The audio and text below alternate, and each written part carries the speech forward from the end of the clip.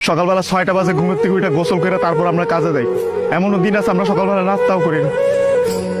রাতের 8টার পরে আসি কাজ থেকে, আইসা যে খানা খামো ওই শক্তিটাও থাকে না, সেখানে আমাদেরকে রান্না করে তারপর খাইতে হয়। আমাদের কোনো ছুটি নাই। একদিন আমরা ছুটি পাই, ওই দিন আমরা ঘর গুছাইতে, কাপড় ধুইতে, এটা সেটা করতে করতে চলে যায়। কাপড় ধোয়ার জন্য যে মানুষ রাখবো, মানুষ রাখলে তো টাকা যাবে, বেতন দিতে হবে ওদের। ওই টাকাটা বাসায় আপনাদেরকে পাঠাই, তারপর ওইটা দিয়ে আপনারা ফুটা নিবেন। আর এই যে ইস্ত্রি করা, এই যে বাজালা কাপড় বেরা ঘুরেন, আর এই যে কাপড় আমরা কাপড় পরতে পারি না ওইখানে। এই যে এখানে দেখেন না ভালো ভালো কাপড় পরে ঘুরতেছি, এটা খালি আব্বা আম্মা আত্মীয় স্বজন দেখে ভাবে যে পোলা অনেক সুখে আছে। ওখানে তো জামা কাপড় পরার টাইমই পাই না আমরা। কখন জামা কাপড় পরবো? সারাদিন তো ইউনিফর্ম পরেই থাকা লাগে। রাতের বেলা খাওয়া খাওয়ার পরে এই যে 5টা মিনিট মা বোন বাপের সাথে কথা বলি, ওইটাই আমাদের জীবনে সারাদিনের সুখ।